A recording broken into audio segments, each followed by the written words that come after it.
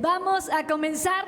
Bienvenidos sean, de verdad que para mí es un gusto que estén con nosotros para nuestro nuevo panel de expertos que se titula Educación hiperpersonalizada. ¿Cómo se transforma en el mundo la inteligencia artificial? Vamos a dar un breve contexto. La educación hiperpersonalizada utiliza datos y tecnología para adaptarse a las necesidades individuales de cada estudiante, lo que puede mejorar la eficiencia y la efectividad del aprendizaje. En este panel se discutirán las últimas tendencias y descubrimientos en el campo de la educación hiperpersonalizada, incluyendo los beneficios de su uso en términos de eficiencia, costo y retención de conocimientos, así como los desafíos y preocupaciones en torno al uso de la inteligencia artificial en la educación. Por ello, le damos la más cordial bienvenida a nuestros expertos en el área. Muchísimas gracias, los voy nombrando. Francisco Moreno, director de estrategia de Egg Corporation. Un aplauso fuerte para él. También está con nosotros Paul Mock, CEO and co-founder de Camino 21. Muchas gracias, Paul. Jorge Montañez, director de soluciones educativas de OpenLMS. Muchas gracias. Además, Iván Felipe Morales García, director de Fundación Restaurando Futuro. Muchas gracias por estar aquí. Y para dirigir esta interesante charla, les presento a mi compañero Adrián Campos, cofundador y conductor de Global IT. Les dejo el micrófono, escuchamos atentamente. Gracias. Bueno, antes que nada, bienvenidos. Y bueno, creo que a final de cuentas la inteligencia artificial está tomando un papel que, pues, ya ahora los estudiantes, pues, van a tener que hiperpersonalizar su inteligencia artificial. Creo que ya los maestros no van a empezar a calificar las tareas, sino la manera en cómo se haga el prompt. Y a partir de ahí creo que el papel tan preponderante que está tomando la inteligencia artificial. Y empezando por eso, quisiera pues hacer una primera pregunta y lanzarla, sobre todo para que me la contesten. Para que la contesten como desde su perspectiva. Y para ustedes, ¿cuáles son los principales beneficios que ofrece la educación hiperpersonalizada en términos de eficiencia y retención de conocimiento? Porque al final de cuentas sí es esto, o sea, ya las tareas las vas a hacer a través de inteligencia artificial, pero ¿cómo hacer que eso se retenga? Porque ya no vamos a poder pues escribir en un papel, que es lo que hacía que en muchas ocasiones la idea quedara permeada en nuestra mente. ¿Quién se anima de ustedes a contestar esta primera pregunta? Bueno, muy buenas tardes a todos. Un poco hablando de los beneficios que trae la inteligencia artificial para la hiperpersonalización de la educación, yo diría que hay 3 puntos principales y un cuarto ahí que apoya mucho. El primero, la identificación de la necesidad que tiene puntual cada estudiante. El poder, no todos los estudiantes llegan con el mismo nivel de conocimiento a un salón de clase o a tomar una sesión virtual, ¿no? Entonces, el poder identificar cuáles son esos vacíos que puede tener el estudiante en conocimiento es vital. El segundo, el tema del estilo. Entonces, cada estudiante también tiene su estilo de aprendizaje. Algunos aprenden más viendo un video, escuchando un audio, leyendo un PDF, viendo una imagen, leyendo una infografía. Podemos dar ese contenido a los estudiantes personalizado, dependiendo, por ejemplo, los estudiantes que son atletas y les gusta más bien es escuchar mientras entrenan alguna especie de podcast o MP3 o una clase, ¿no? Entonces eso ayuda muchísimo. Y el tercero es el tema de la retroalimentación. Entonces, imagínense la inteligencia artificial cuando el estudiante está trabajando, generando su trabajo y pide retroalimentación a la inteligencia artificial. Y la inteligencia artificial le dice, oye, sí, este concepto, míralo por acá, de pronto por allá, incluye esto otro. Tener esa retroalimentación en tiempo real es como estar sentado al lado del profesor y tener un debate para poder hacer la tarea, ¿no? Y luego, el último punto sería la eficiencia en el tiempo de cada estudiante. Cada estudiante aprende a su propio ritmo y es importante respetarlo. Y la educación en línea permite eso, más aún potencializado con la inteligencia artificial, que puede recabar los datos de cada estudiante basándose en su historial, ¿cierto? Porque seguramente cuando toma un curso en línea no solamente estamos analizando lo que hizo en los datos de ese momento, sino los 3, 4 cursos anteriores, cómo él ha aprendido, cuánto tiempo se ha demorado, si es normal o si efectivamente le está tomando más tiempo de lo normal a este estudiante específico. Entonces, pues bueno, eso creo que son algunos de los beneficios. Interesante, Jorge. Francisco, ¿tú qué nos podrías decir sobre esto? Hay un estudio, buenas tardes a todos, hay un estudio interesante de Benjamin Bloom, que era un educador norteamericano, que investigó cuáles eran las mejores metodologías de aprendizaje y de enseñanza, y básicamente hizo un paper que lo pueden leer, se llama The Two Sigma Problem, el problema de los 2 sigma.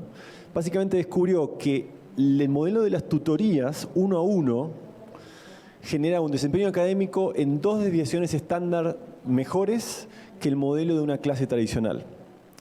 Y él lo llamó el problema de las 2 desviaciones estándar, de los 2 sigma, porque para él era un problema porque en 1984, cuando publicó este paper, se preguntaba, bueno, ¿cómo vamos a hacer para ponerle un tutor personal a cada estudiante en Estados Unidos y a cada estudiante en el mundo? Y yo creo que hoy justamente eso es una posibilidad, poner un tutor personal a cada estudiante. Yo creo que Jorge mencionó muy bien los beneficios. Creo que el tema del feedback, aquí tenemos un panelista que creo que va a hablar de Amira, que es una solución de inteligencia artificial que permite a los estudiantes dar feedback inmediato sobre la capacidad de comprensión de texto y de lectura.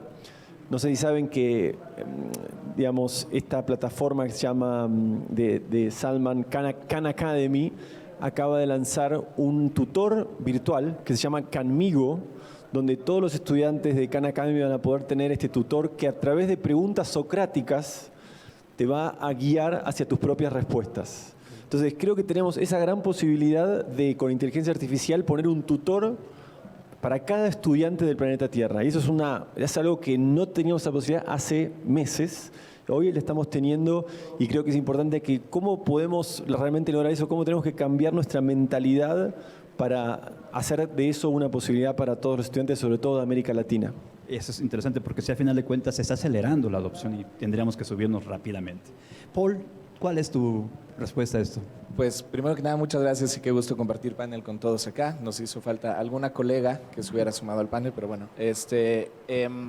quizás complementando un poco ambas perspectivas que ya decía Francisco y Jorge, y que creo que es muy valioso el pensar que la hiperpersonalización suena a algo muy novedoso, pero la realidad es que también es otra manera de seguir adaptando un concepto que hemos, por lo menos desde un análisis pedagógico, intentado como promover desde ese tiempo, ¿no? Que es la idea del diseño universal para el aprendizaje.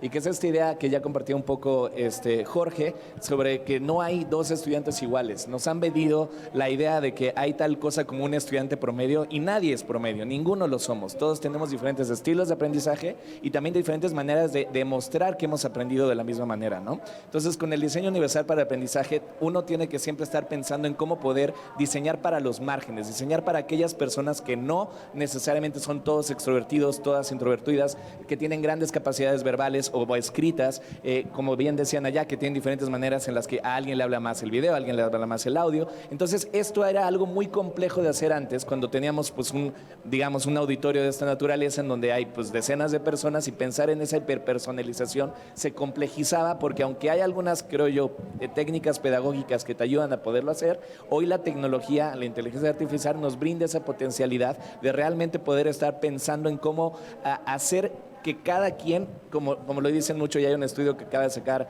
Harvard también de los grandes aprendizajes de la pandemia, y hablaban de to meet the students where they are, ¿no? O sea, de encontrar a los estudiantes en donde está, llegar a las necesidades de cada uno de ellos y de ellas. Entonces creo que eso es algo bien importante, que hoy la tecnología nos permite ese tipo de hiperpersonalización que realmente logre profundizar objetivos de aprendizaje que tengamos dentro de cada una de nuestras aulas. Y finalmente, un tema que Ceci nos platicaba, que también es parte del equipo de Camino 21, la idea de que también nos permite hacer o fomentar la motivación intrínseca que ya tiene cada quien. El por qué aprendemos creo que es tan importante como el cómo aprendemos, ¿no? Y cada uno, y lo vivimos, o sea, en un proceso de enseñanza-aprendizaje, nadie que no quiera aprender lo va a hacer. Entonces, encontrar qué es lo que cada quien quiere estar haciendo dentro de su propia percepción, dentro lo que cada quien le llama al querer pues profundizar sus conocimientos en cualquier área, pues realmente la tecnología, la inteligencia artificial y la hiperpersonalización nos permitirá encontrar ese tipo de manera de llegar a ellos y a ellas de una manera diferente. Muchas gracias, Paul. Iván, tu perspectiva, ¿cuál es qué es lo que piensas? Bueno, gracias. Un gusto compartir con ustedes el día de hoy. Bueno, en mi perspectiva, el tema también tiene mucho que ver con el cambio de un paradigma. Es el paradigma del diseño centrado en el ser humano. Porque, como muy bien lo han mencionado los compañeros de acá del panel, cada persona, cada individuo tiene una forma particular de aprender, una forma particular de acercarse al conocimiento y a los conceptos. Entonces, es cambiar de pretender que los niños o en general las personas que están aprendiendo son como un tamiz donde arrojamos una cantidad de conceptos y de conocimiento y vamos a ver qué pasa por el tamiz y qué se queda allí, con qué retienen de ese conocimiento, y es empezar a pensar en realmente cuáles son los intereses del individuo y empezar a conducirlos a partir de esos intereses que tienen, y para eso es precisamente que se utiliza la inteligencia artificial para hacer todo esa datos que nos van a permitir determinar cuál es la mejor vía para acercarlo a los conceptos, conocimientos, intereses que él tiene y empezar a conducirlo, no para llevarlo a un estándar, sino precisamente para centrarse en él como individuo y a partir de allí construir ese proceso de aprendizaje. Muchas gracias, Iván. Y bueno, vamos a cambiar un poquito el orden. Ahorita me gustaría que, por ejemplo, Paul, me contestaras esto. Sabemos que la inteligencia artificial desempeña un papel fundamental en la educación hiperpersonalizada. ¿Cuáles son los desafíos y preocupaciones más importantes en torno a su uso y cómo pueden abordarse de forma efectiva? Sí, pues muchas gracias por la pregunta. Creo que algo importante a comentar acá y que es importante que todos nosotros como público lo hagamos es qué entendemos por inteligencia artificial. Creo que cada vez más estamos como entendiendo cada vez que hablamos de inteligencia artificial como si fuese lo mismo que ChatGPT o como cualquier Large Language Model, y no necesariamente. Llevamos muchos años ya utilizando inteligencia artificial en diferentes procesos de aprendizaje. O sea, cada vez que utilizamos Google o cada vez que abrimos Duolingo, pues hay muchísimas maneras en las que los algoritmos están aprendiendo a predecir lo que estamos trabajando, ¿no? Entonces, cuando hablemos de inteligencia artificial aplicada a espacios de hiperpersonalización, creo que es importante en entender entonces que oferta mucho más que la democratización que hoy nos permite, pues sí, el hecho de que puedas hablar en lenguaje natural con esta interfaz nueva que tenemos, ya llámese ChatGPT o Bard o cualquiera de las nuevas que están aquí enfrente de nosotros, ¿no? Entonces, creo que realmente, pues la manera en la que podemos ir entendiendo esta pregunta es y la complejidad o los retos que puedan venir es entender cuál es la intencionalidad pedagógica entonces que le vamos a dar a cualquiera de los diferentes usos de la inteligencia artificial a las que nos vayamos enfrentando, ¿no? Eso creo que es un reto importante porque pareciera a veces que el hecho de tener un posible tutor en cada uno de los, o para cada uno de los estudiantes, pues como que nos exenta a los educadores la responsabilidad de conocer a nuestros estudiantes o poder hablarles con ellos. Y la realidad es que sí, o sea, tener un buen prompt nos va a dar posibilidad de quizás personalizar 40 diferentes evaluaciones o 40 diferentes maneras de poder interactuar con un tipo de contenido para nuestros estudiantes, pero la realidad es que eso no nos quita el tener que conocer cómo hacer ese prompt de una mejor manera, ¿no? Quizás lo último que pensaría es que es fundamental darse cuenta que la inteligencia artificial no es tan inteligente y que la realidad es que hay un montón de veces que habla de una manera en la cual yo lo veo y me parece brillante y asombrosa. Yo jamás podría haber llegado a hacer algo así, pero la realidad es que también hay que darse cuenta de las grandes limitaciones que hoy todavía tiene. No dudo que en 2 años quizás, siendo muy exagerados, o 5, pues habrá una posibilidad también de entender esa hiperpersonalización, esos retos que tenemos, pero que sí es importante darse cuenta de las limitaciones que hoy tienen y que tampoco como educadores, como personas que estemos pensando, diseñando nuestros sistemas educativos, podamos realmente hoy descansar de una manera tan fuerte dentro de ellas. Gracias. Y bueno, Iván, ¿qué opinas tú? Bueno, yo creería que uno de los desafíos y una de las preocupaciones más grandes que hay en el entorno educativo, sobre todo, es si la inteligencia artificial nos va a reemplazar como docentes, ¿sí? O va a reemplazar la necesidad que hay de que un ser humano esté impartiendo el conocimiento. Y creo que precisamente, en concordancia con lo que mencionaba Paul, la inteligencia artificial recién sacada de la caja ella es tonta, ¿sí? Ella requiere del ser humano. El ser humano debe entrenarla. El ser humano es responsable, de cierta forma, de que esa inteligencia artificial haga un buen trabajo según el propósito que se le dé. Entonces creería yo que más que preocuparnos por ser reemplazados por ella, lo que debemos es preocuparnos por cómo adaptar nuestra función y nuestro papel docente dentro de los entornos educativos, haciendo uso de estas herramientas, porque las herramientas están desprovistas de la ética.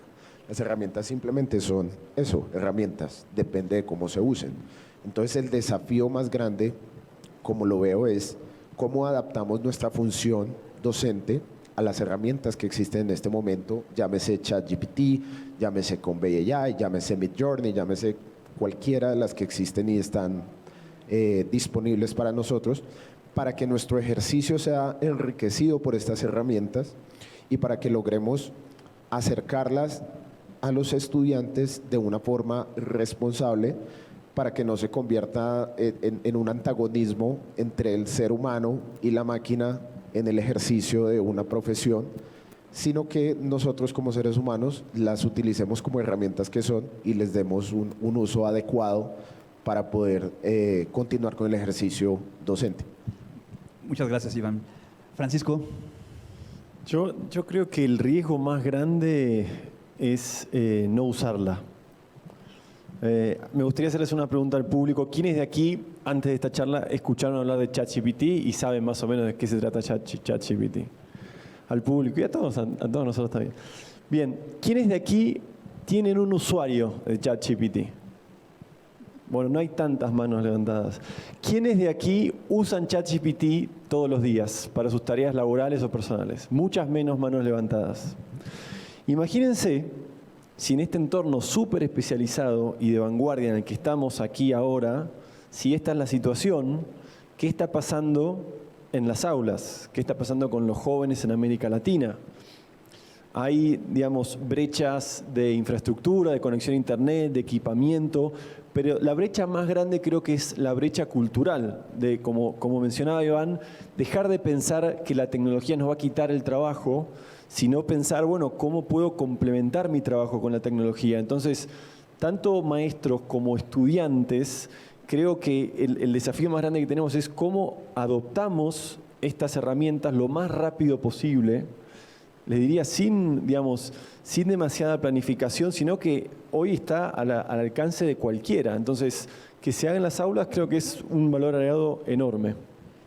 Muchas gracias. Jorge, tu postura. Gracias. Yo creo que si la pregunta que acaba de hacer Francisco la hacemos en un salón de clase, ¿qué creen que ocurre al final de cuánta gente la utiliza el día a día para hacer sus tareas? Creo que nadie. ¿Estudiantes? Creo que casi no. Bueno, Para enero y depende. febrero de este año, en Inglaterra, el 25% de las tareas que estaban entregando los estudiantes estaba siendo redactada por inteligencia artificial. Eso fue enero-febrero. Okay. Hoy en día, imagínense la cantidad de tareas que están recibiendo los profesores que está siendo redactada por la inteligencia artificial. El tema de la integridad académica es súper importante. Es súper importante y digamos que algo que los invito a hacer en las distintas universidades es redefinir cuál es esa definición de plagio, ¿cierto? Porque tenemos clientes en los que les ha pasado que le identifican que lo generó inteligencia artificial y dice no, pero eso no es plagio porque la definición de plagio es basarse o citar, o sea, tomar el trabajo de otra persona y ChatGPT no es otra persona. Y con eso se salió el estudiante. Entonces, si no han revisado su definición de plagio, es hora de darle una actualización a eso. Lo otro es, siempre que se habla de data tan masiva y de hiperpersonalización, la seguridad de la información. A la hora de escoger una solución de inteligencia artificial, asegúrense mucho de qué pasa con esa información, a dónde va, ¿no? Lo tercero, también hablabas de la equidad, me parece que eso es súper clave, el poder garantizar que todos los estudiantes van a poder tener acceso a dispositivos e internet de alta velocidad para que puedan acceder a la inteligencia artificial. Eso es clave para poder lograr lo que hablaba Francisco, de que todos los estudiantes tengan un tutor, un asistente que los ayude a aprender mucho más rápido y mucho mejor. Y por último, también muy en sincronía con lo que mencionaba Paul, es importante entender el algoritmo. O sea, bueno, eso está más del lado técnico, pero es importante garantizar que esa inteligencia artificial, luego basándose en la hiperpersonalización del estudiante, no vaya a pecar en sesgos y discriminaciones, ¿no? De contenidos y demás. Entonces, pues esa sería... Ahí, Adrián, me gustaría hacer un comentario más. Cuando se descubrió la calculadora, saben que en Estados Unidos hubo manifestaciones de maestros reclamando que no se use la calculadora en las aulas. Eso ocurrió y pueden ver los periódicos. Creo que tenemos que tener cuidado de no caer en ese riesgo de estar en contra de estas herramientas de inteligencia artificial. Creo que justamente tenemos que replantearnos cómo evaluamos, cómo trabajamos en el aula, cómo incentivamos a las personas a usar estas herramientas. Ok, perfecto. Miren, vamos a tratar de ser un poquito más breves porque se nos está acabando el tiempo y creo que ese tema da para mucho, pero nos come el tiempo. Mira, cada uno de ustedes representa proyectos educativos innovadores. ¿Podrían compartir ejemplos específicos justamente de lo que están haciendo cada uno, de cómo están utilizando la tecnología y los datos para mejorar la experiencia de aprendizaje de los estudiantes? Y me gustaría empezar contigo, Francisco. Bien, nosotros en Egg Corporation es una empresa de educación y tecnología que básicamente utiliza la cooperación y la inteligencia artificial para ayudar a las personas a estudiar en equipo.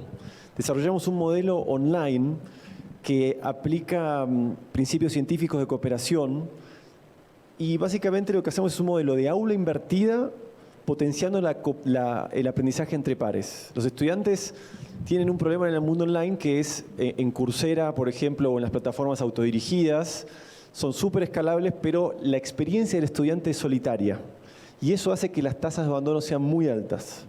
Por otro lado, tener un profesor y 40 alumnos, cuando quieres escalar una formación, por ejemplo, de habilidades digitales, es muy difícil. Entonces, lo que nosotros decimos fue, el estudiante entra en una plataforma en un día y un horario específico, o sea, tiene un día de cursada, como podría tener cualquier curso, con la diferencia de que tiene acceso a un contenido previamente armado, como podría ser Coursera, con desafíos a resolver en cada día. Esos desafíos no los resuelve solo, sino que el algoritmo le asigna un equipo de 6 personas. En ese equipo de 6 personas, u 8, el estudiante coopera para aprender y para resolver los desafíos, y el estudiante puede darle un pulso, que es como un like, al estudiante que más cooperó con su aprendizaje ese día. Y el algoritmo lo que hace es analizar los patrones de esos reconocimientos. Entonces se fija, bueno, si Paul le dio un reconocimiento a Iván, y Iván le dio uno a Paul, vamos a repetirlos a ellos en el siguiente sesión, pero a Francisco, que es argentino, lo vamos a sacar y lo vamos a poner en otro equipo que se lleva mejor con gente de otros países, supónganse. Entonces, el estudiante cada día va a tener un equipo personalizado a sus preferencias. Y eso lo que hace es que potencia la cooperación, desarrolla habilidades blandas y mejora mucho el compromiso del estudiante porque ya se empieza a comprometer con otras personas. Y creemos nosotros que una de las habilidades más fuertes que vamos a empezar a desarrollar los seres humanos es justamente estas habilidades humanas. Gracias, Francisco. Iván, ¿ustedes cómo nos pueden decir a esto, por favor? Bueno, desde Fundación Restaurando Futuro, lo que nosotros hacemos es la creación de experiencias educativas haciendo uso tanto de realidad extendida como de inteligencia artificial. Entonces, en este momento estamos trabajando en la creación de tutores con inteligencia artificial. Estos tutores pueden ser entrenados para hacer sus veces como personajes históricos, como docentes de alguna asignatura en específico.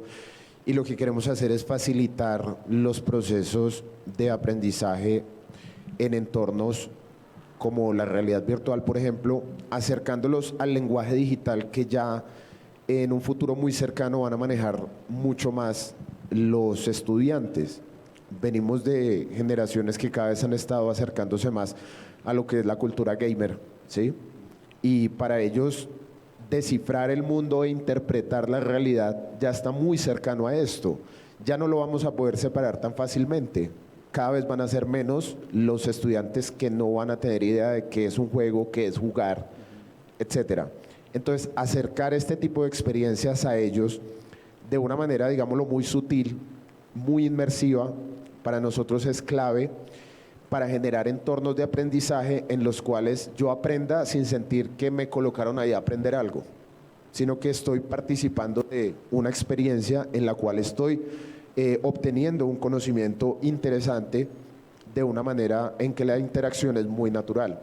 Y por otro lado, estamos trabajando en esos mismos entornos de realidad extendida, en la captura de datos para su posterior sistematización e interpretación, de manera que nos permitan mejorar el diseño de estos entornos de realidad extendida y acercarlos más a la forma como aprende el individuo.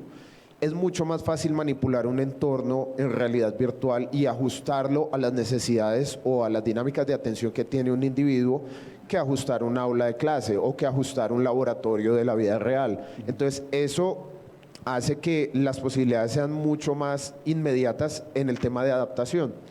Esas es básicamente como las dos grandes corrientes en las que estamos trabajando desde Fundación Restaurando Futuro. Muchas gracias, Iván Felipe. Mi querido Jorge, ¿ustedes cómo están trabajando? Bien, OpenLMS es un Learning Management System, es una plataforma virtual de aprendizaje donde se suben los contenidos y las clases y los estudiantes lo consumen desde allí. Entonces, nosotros estamos trabajando en la hiperpersonalización del aprendizaje con un sistema que permite hacer una evaluación del estudiante recién comienza el curso para poder identificar cuáles son esas necesidades en contenido, ¿cierto? ¿Dónde es que están esos vacíos de conocimiento que tiene el estudiante para que el curso entonces se va a cambiar para este estudiante en específico y le va a reforzar esos temas, ¿cierto? Entonces, de esta manera, cobra relevancia el contenido para el estudiante, se engancha mucho más y en últimas, esto también se transmite en aumento de tasas de retención para las instituciones educativas. Y eso, y también digamos el tema de los transcripts. Digamos que cuando recién ocurrió la pandemia, todo el mundo se volcó hacia el Zoom, el Google Meet, y para poder hacer todas estas sesiones, y el profesor empezaba con su clase, y eso luego nos dio lecciones de que no es instruccionalmente lo mejor, pero digamos que sí hay maneras de hacer estas sesiones síncronas de una manera mucho más eficiente, mucho más instruccionales, que aprendan los estudiantes, y para aquellos estudiantes que se la pierdan porque no pudieron estar, también la inteligencia artificial puede, digamos, tomar notas de toda la sesión y sacarle un resumen, aparte de, por supuesto, ver la grabación y todo, pero digamos que esas transcripciones ya están disponibles también. Perfecto. Paul. Pues nosotros desde Camino 21 creo que estamos en un espacio que complementa mucho lo que ya estaban platicando los demás colegas, ¿no? Nosotros, ¿qué hacemos? Nosotros nos dedicamos a hacer desarrollo profesional docente en educación superior. O sea, a que profesoras y profesores universitarios puedan ampliar su repertorio de herramientas pedagógicas y tecnológicas para que, de acuerdo a su propio estilo como docentes, de acuerdo al contexto del aula, de acuerdo a la tecnología con la que cuenten, ellos y ellas puedan hacer clases que realmente pues hagan uso del aprendizaje activo, ¿no? Que eso que creo que es algo que compartimos entre todos y todas. Entonces, el ejemplo concreto que quería platicarles es que nosotros tenemos un producto que se llama Laboratorio de Innovación Docente, el cual son sesiones sincrónicas de formación docente, ¿no? Es, creo yo, algo atroz cuando estamos hablando de aprendizaje activo con un PowerPoint. Y pues, ¿cómo vamos a poder hacer que nosotros, pues, cada quien enseñamos como aprendimos? Entonces, si no aprendemos de una manera diferente y activa, pues va a ser muy difícil que podamos realmente cambiar la manera en la que estamos interactuando con nuestros estudiantes. Entonces, en los procesos de formación que hacemos, nosotros somos consulting partners de Class Technology, que también sé que han estado por este espacio y que también son aliados también de OpenLMS y de otros colegas por acá. Y lo que nos permite hacer eso es hacer como una evaluación en ciego del proceso que llevan todas las facilitadoras de Camino 21 en cualquier momento. ¿Por qué? Porque la plataforma nos permite evaluar a través de inteligencia artificial y a través de hacer Learning Analytics cuánto tiempo está hablando cada uno de los diferentes personas que están en la llamada, ¿no? Cuando hacemos esto es remoto, sincrónico. Entonces, ¿qué te permite hacer eso? Te permite saber si alguna o algún facilitador está hablando durante un 20-30% de las sesiones. Eso no sabemos que intuitivamente están realmente logrando el aprendizaje activo de nuestros participantes, y entonces realmente cuando hay algún tipo de momento en que se salta, llega 80-90% en que está la facilitadora platicando, pues eso está muy lejos del aprendizaje activo, ¿no? No solo eso, sino que nos permite saber qué participantes están participando y de qué forma, cuando están hablando, cuando están interactuando en el chat, cuando utilizan alguna herramienta, y eso también nos permite ser preventivos con decir, mira, aquí hay una persona que lleva 3 sesiones sin hacer absolutamente nada dentro de estos espacios. ¿Cómo podemos hablarle a él o a ella para decirle qué es lo que te está faltando, cómo podemos complementar tu experiencia para que realmente pues participes de estas sesiones y entonces realmente puedas tú después aplicar ese tipo de ideas, ¿no? Entonces hay otra manera de Muchas gracias. Y bueno, les repito, podemos ser lo más breves posibles porque se nos está yendo el tiempo, como ven.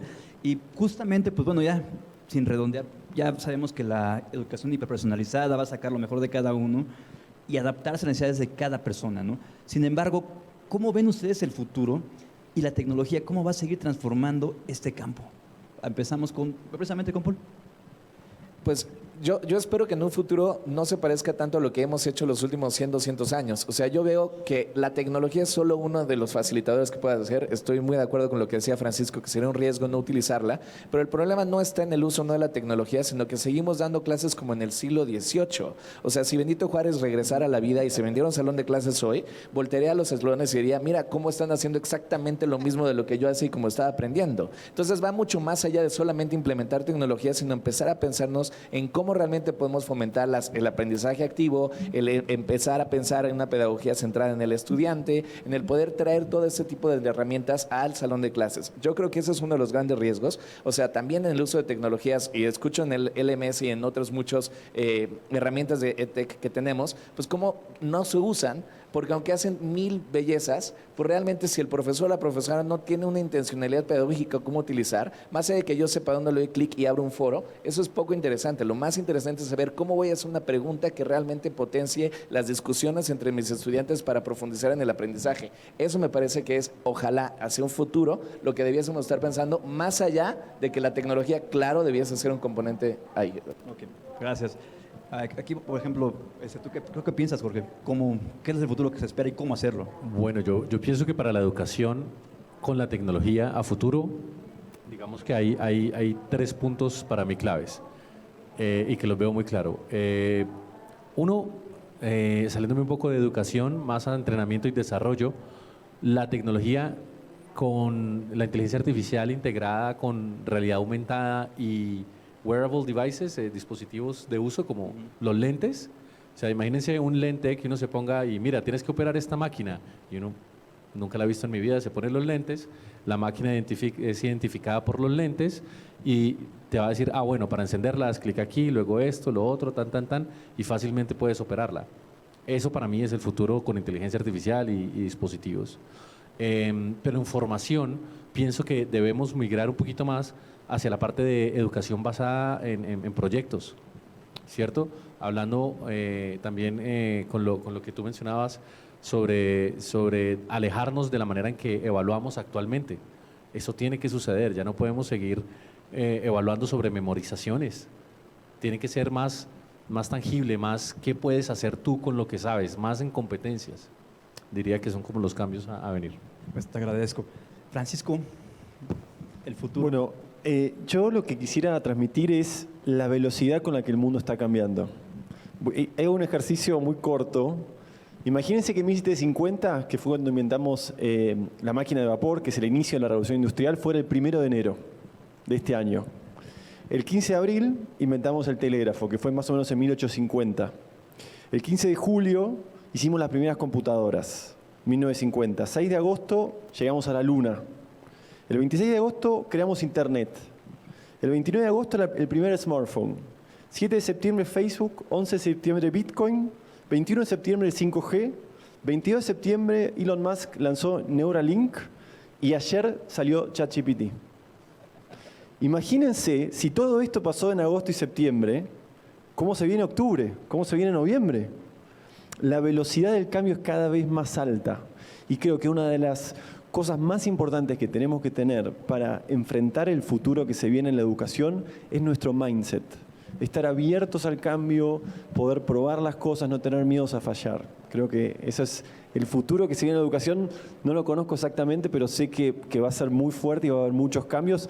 Y ya lo está viendo, ¿no? Con educación informal, con aprendizaje basados en habilidades y no en conocimiento. O sea, estamos viendo transformaciones que van a acelerarse cada vez más. Pues es que sí, poniéndolo así como si fuera un año, suena bastante duro. Iván Felipe. Sí, mira, yo creo que es vertiginoso el avance que tiene la tecnología y lo que me preocupa precisamente es que en el sector de la educación, como han mencionado y expuesto muy bien los compañeros, el tiempo parece que pasa más lento, ¿cierto?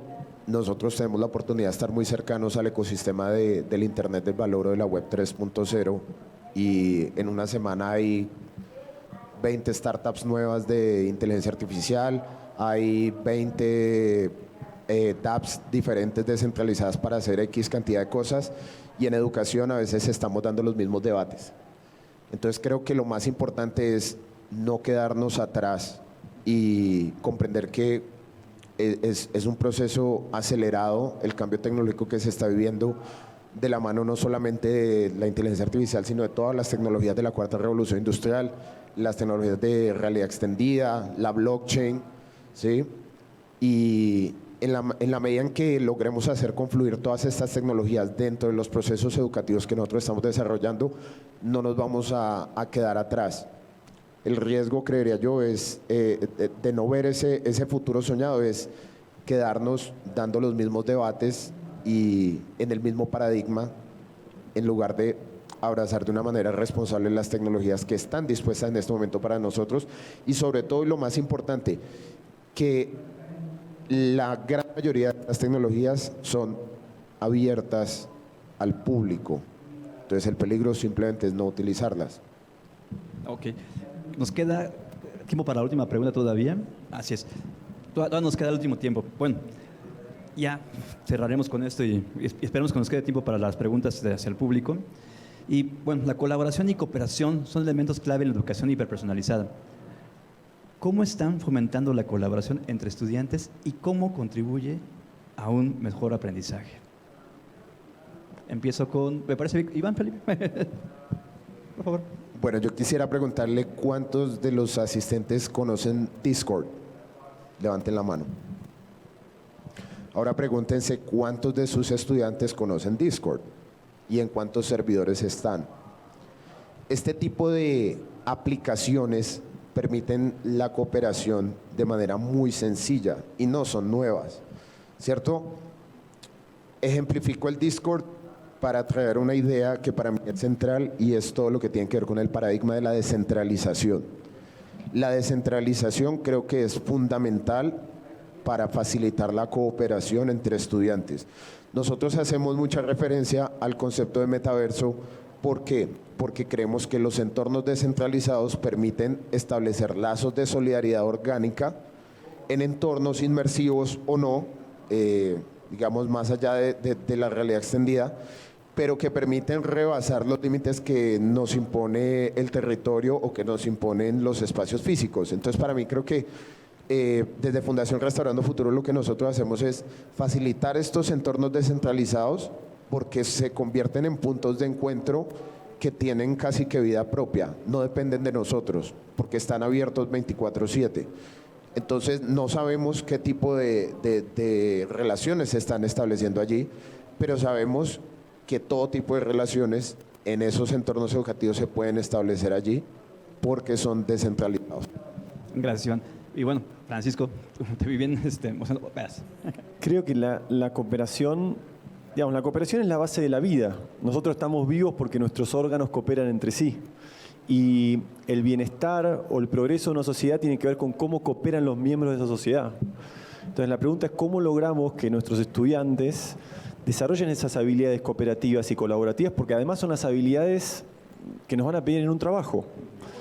En EG lo que hicimos, bueno, el fundador de EG es doctor en física, e identificó los grandes principios científicos que la ciencia descubrió que incentivan y motivan la cooperación. Por ejemplo, la identidad. Hoy estamos aquí porque a todos nos interesa la educación y como nos interesa la educación y tenemos esa misma identidad, cooperamos para mejorar la educación.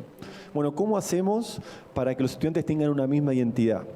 La reputación es otro principio. ¿Cómo hacemos para que uno sepa quién coopera más y quién no, entonces yo tengo más incentivos a cooperar. Lo que hicimos en EG, en esta plataforma, es esos principios científicos están presentes en la plataforma y básicamente les damos incentivos a las personas a que cooperen entre sí para aprender. Entonces, en lugar de competir para ver quién sabe más o quién se saca mejor nota o quién tiene mejor trabajo, la gente compite para cooperar. Y eso genera desarrollo de habilidades blandas y genera algo muy importante que se llama seguridad psicológica. Básicamente se elimina el bullying. Básicamente en los equipos las personas se sienten a gusto y se sienten cómodas para poder compartir, para no tener miedo de equivocarse y para poder aprender, que es el objetivo que tenemos. Muchas gracias, Francisco. Rápidamente, Paul. Pues yo voy a hacer algo que no me mates, pero, o sea, la verdad, me gustaría que entre ustedes hiciéramos un ejercicio muy rapidísimo. Es de 1 minuto, te lo juro, y lo voy a timear.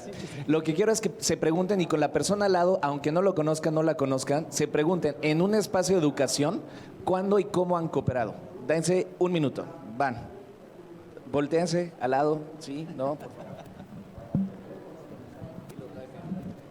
bien, está bien, está bien. Sí, es que...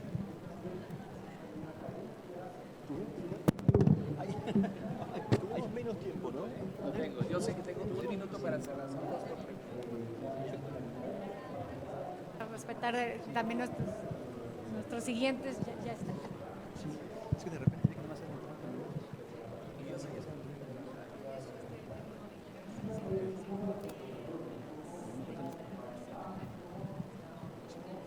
30 segundos, colegas. Y veo que hay un montón que no me están haciendo caso.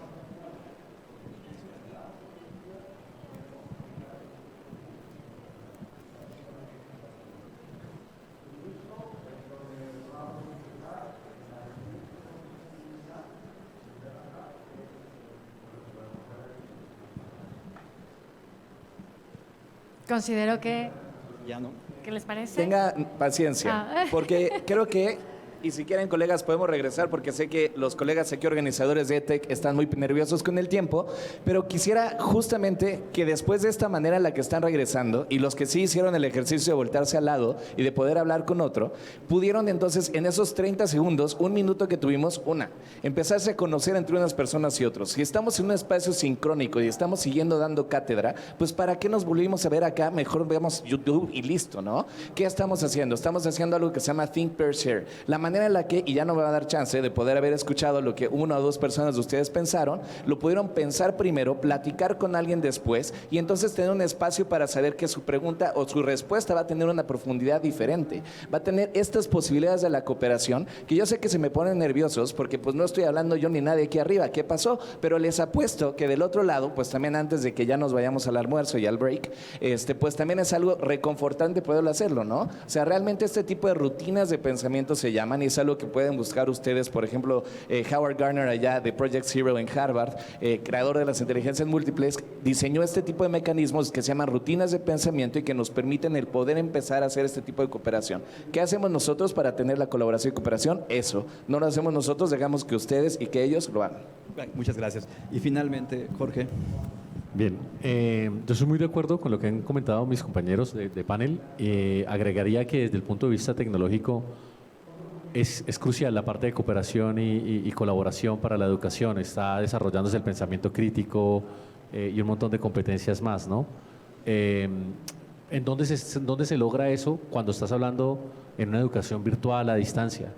Eso ocurre a través de los foros, eso ocurre en sesiones síncronas como lo mencionaban también ahorita Paul, con sesiones síncronas, pero que sean interactivas, que puedas saber qué está haciendo la persona. Ahí es donde se logra realmente ese tema y una evaluación conjunta. El poder utilizar una evaluación conjunta donde la gente ya empieza a adquirir responsabilidad no propia, sino por su equipo, ¿verdad? Es otra manera de hacerlo y la tecnología tiene que adaptarse a facilitar este tipo de interacciones. Te agradezco. Jorge. Y Te bueno, agradecemos mucho. De verdad que yo sé que soy aquí como la mala del cuento. Sin embargo, no nos vamos a ir a break, nos vamos a ir directamente con nuestro siguiente main showroom. Y por respeto a la gente que también ya está aquí esperando, justamente queremos agradecerles infinitamente. Estos temas nos dan para platicar 1 y 2 y 3 y más horas, porque efectivamente todos estamos tremendamente involucrados y queremos avanzar en esto. Pero yo estoy segura que tendremos una nueva edición el próximo año y aquí nos vamos a ver para platicar con ustedes. Un aplauso, por favor. Muchísimas gracias para nuestros panelistas tan amables y que cooperan de esta manera y que comprenden de esta manera. Muchísimas gracias, de verdad. Agradecemos a los 5, por supuesto, porque ahora, efectivamente, no sé si ustedes me lo permitan, quizás nuestros compañeros de la prensa quieren una fotografía para el recuerdo. Así que un aplauso fuerte mientras ellos nos regalan su mejor sonrisa. Gracias a nuestros panelistas. Muchísimas gracias, compañero, de verdad. Siempre un placer estar con ustedes. Aquí está la fotografía. Muchas gracias. Para que nos vayamos preparando. Pasa.